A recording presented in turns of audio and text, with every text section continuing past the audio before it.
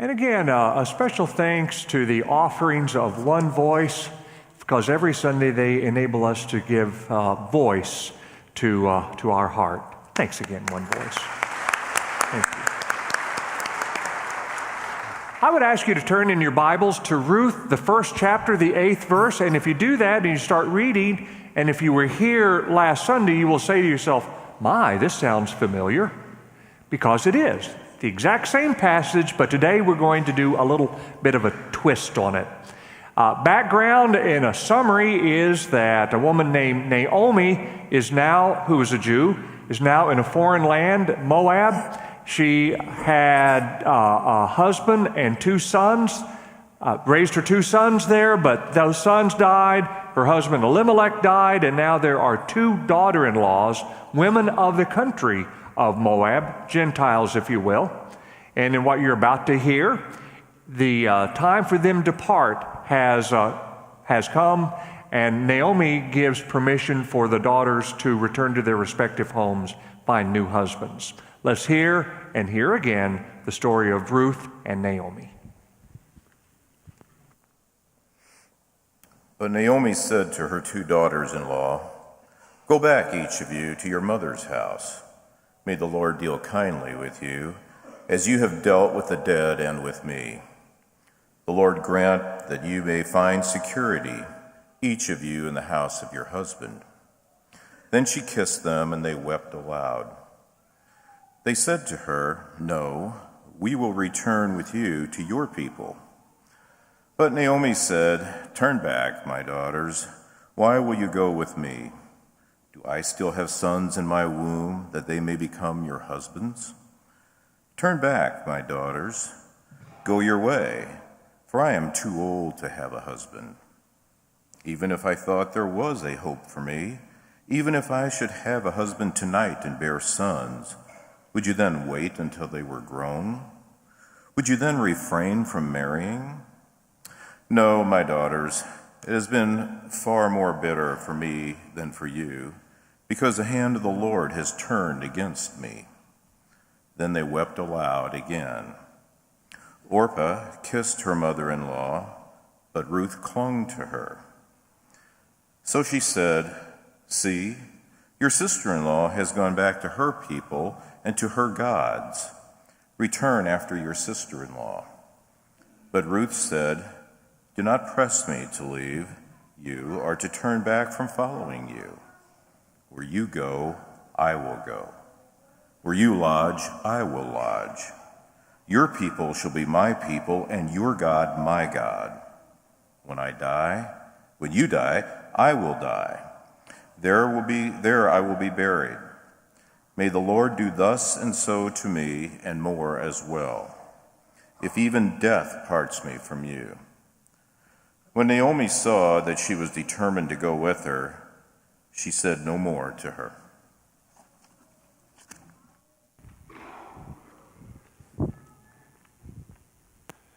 Let us bow in prayer. Lord God, as you moved in this service, would you please also move your Spirit in the words about to be spoken and heard into that which will be thought and felt, so that in all ways we might give honor and praise to the living Christ in our midst. Amen. If you will indulge me, I want to begin with a pastoral rant. Sometimes ranting is just good for the soul, especially when it's done within the safety of this sanctuary. And what I want to rant about is computers. Now, I have been a fan and continue to be a fan of Dell computers. I've had different generations of Dell computers. They've been good computers. But a few years ago, I bought a model of Dell that looked like this. Anybody ever have this particular model of a Dell computer? Okay? So you're going to know what I'm about to say. When you have a computer, and this computer is supposed to have a USB port on the front where you can easily put a little USB drive in or a printer cable in, you want the ability to put a little USB thing in the computer and take it out of the computer, right? Is this rocket science? No. Put it in, take it out. This computer has a USB port in the front, but where is it? Do you see it there? No, it is hidden behind a lid. That Dell button at the bottom, that's a lid. You have to lift up to put the USB drive in the port, right? But it's not that easy. The USB port itself is put behind this lid upside down. Not only is it upside down, this port is at an angle upside down. The only way God could put a USB cable in that port is for God to get down on God's knees, lift the lever, lift the lid, look at the port, see the angle, and jimmy it there for 5 minutes until the little thumb drive goes in.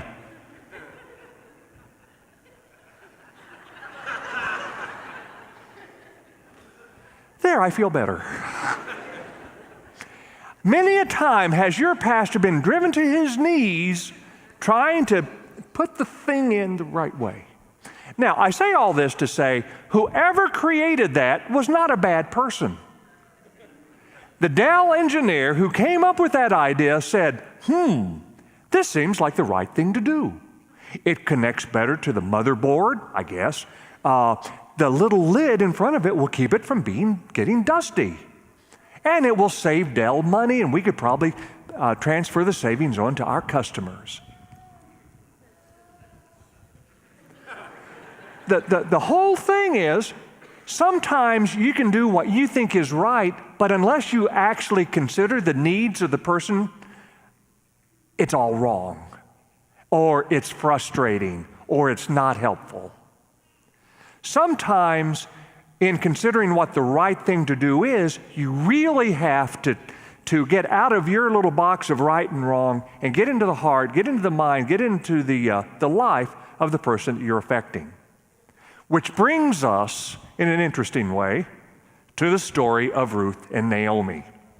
Now, last week we said that Ruth did the right thing regardless. She kept her word regardless of the temptation to forsake her word. Today, we're going to see another aspect of Ruth doing the right thing. It was because she wasn't just following her mind, she was following her heart. And you can see this at a very interesting interpretation of, or interesting description of the way the two daughters-in-law and Naomi related when Naomi was giving the permission for them to leave. Orpah, one of them, the other daughter-in-law, goes up to Naomi after Naomi says you can leave, and she kisses Naomi, or Orpah does, Naomi kisses Naomi and leaves. In other words, that's a ancient Mideastern equivalent of handshake. Ruth, on the other hand, it says, clung to her, clung to Naomi, embraced her, hugged her. You can imagine there were tears flowing down. And that's another dimension. Ruth felt what Naomi was going through because Naomi now was forsaken. Naomi had no visible means of support. She had no one left in this strange land of Moab. She would return to her homeland of Bethlehem in Judah, but in the process of that, 20 years at least passed. She wouldn't know people anymore. She could very well end up on the street. Ruth felt that. And regardless of the consequences to Ruth, she said, where you go, I'll go.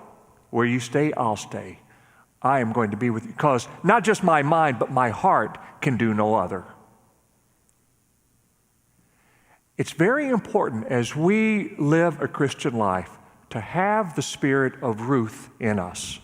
Because if we have the spirit of Ruth in us, we're going to have the spirit of Jesus Christ in us. Because one of the distinguishing marks of Jesus is tremendous, overwhelming, incomprehensible compassion.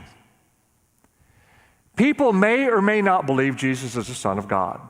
People may or may not believe that he did those miracles. But all people have to agree that Jesus Christ was one of the most amazingly compassionate men who ever lived.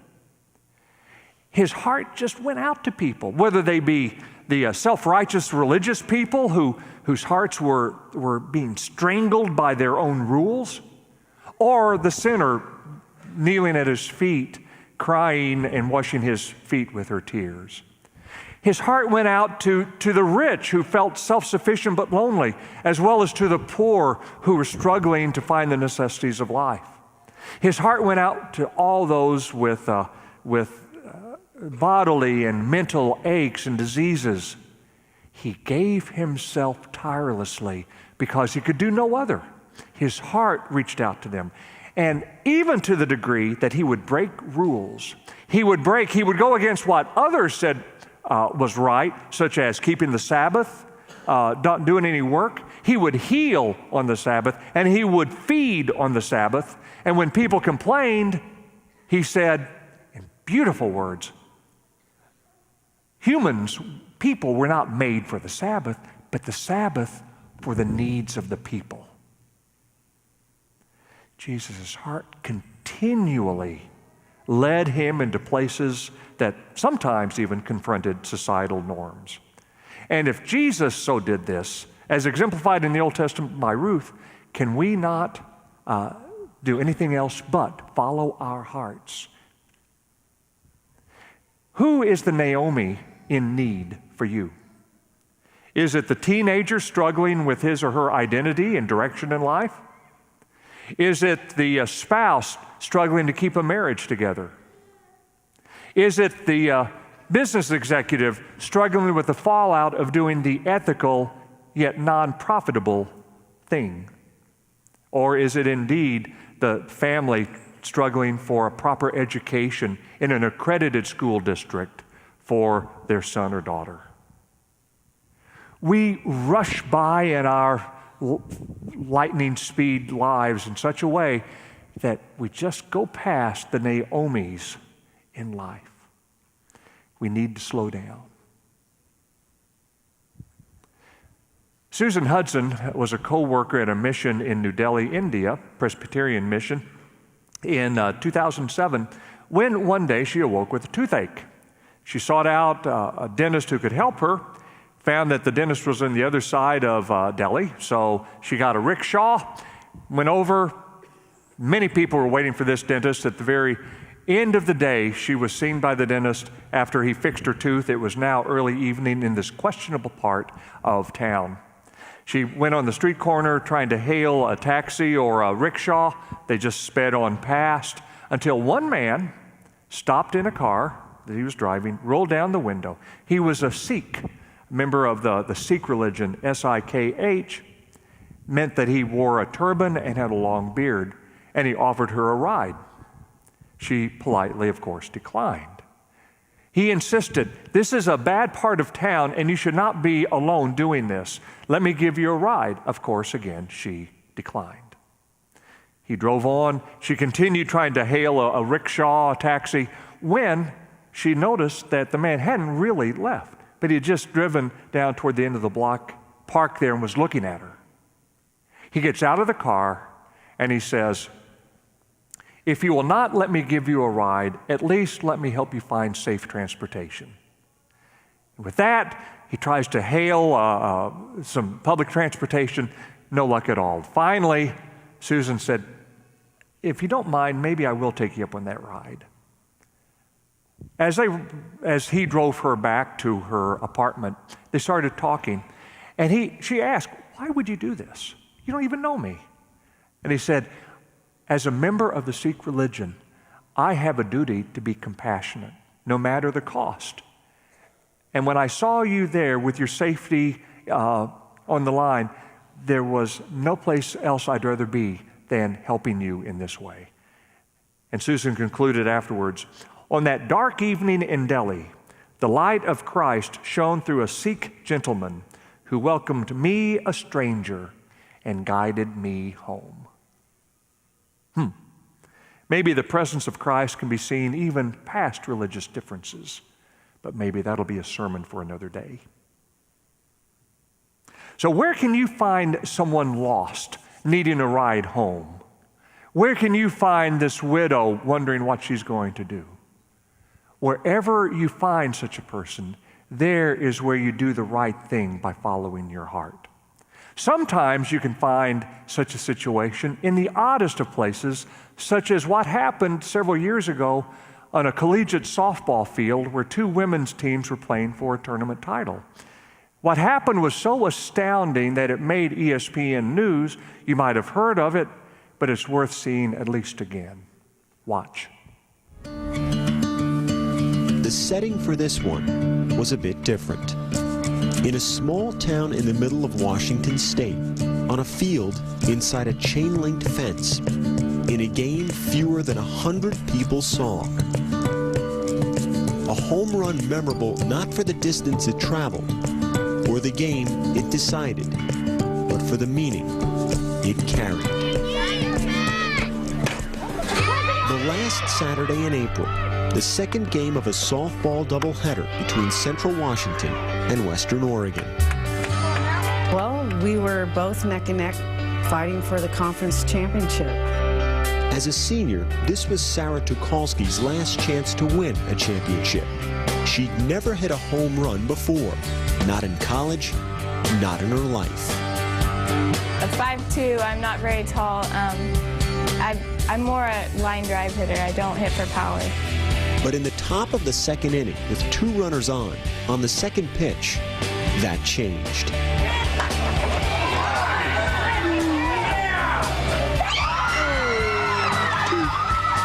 I hit that pitch and it just went. And we're just cheering, and the runners are cheering as they round the base to head home. And then I'm going, where's Sarah? In her excitement, Tucholsky failed to touch first base, so she quickly turned back. Her pivoting just didn't pivot with her. And I heard her kind of yell, and she just dropped to the ground, and I was like, oh no. Just fell immediately and was in a lot of pain. I tried to keep my legs straight, but I was in so much pain that I couldn't really keep still. Tucholsky, with a torn ACL, crawled back to first base. She was a long way from reaching home plate and keeping her first and only home run. When she got back to first base, she laid there and she hugged on to first base. And then at that time, I was staring at the base and I go, what on earth are we gonna do? And I turned the umpire standing right next to me. I said, what is the ruling if I put somebody in for Sarah? He said, it'll be a 2-run single. If anybody would have, on her team, would have helped Sarah, she would have been called out. That was the problem. None of Tucholsky's teammates were allowed to touch her. That's when Central Washington's Mallory Holtman, a player with more home runs than any other in conference history, a player for the opposing team, spoke up. I went to the home plate umpire and asked if we could pick her up and carry her, and he looked at me a little strange. And the umpire went and said, yes, you can do that. I'm still standing there in shock. I said, thank you so much. We asked her, is it okay if we pick you up and carry you around the bases? And I say yes, and and say thank you. And she says, you hit the ball over the fence, you deserve it. For that reason only, because she deserved it, Holtman and Liz Wallace began to carry the injured Tucholsky, stopping to touch her left foot on each base as the three made their way around the diamond. We actually started laughing because we were just wondering what this would look like to all the people in the stands. When I looked up, I didn't see, giant smiles and screams. I saw emotion and tears and people crying. It's a great moment when someone has character to step up and do the right thing at the right time. It's emotional. You're proud to be associated with those kids. That's the first home run of the season for number 8, Sarah Tucholsky. sad because, you know, I made my goal. I hit a home run, and yeah, it's my last at-bat of my career, but I, you know, made my goal, so I'm proud of myself.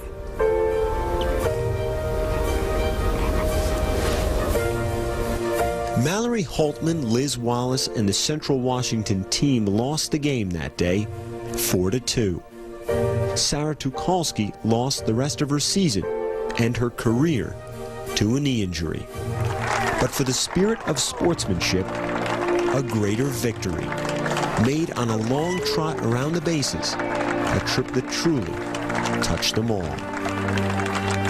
I have a lot of respect for her and put her in high regards, her and her teammates. And, you know, I can't thank her enough.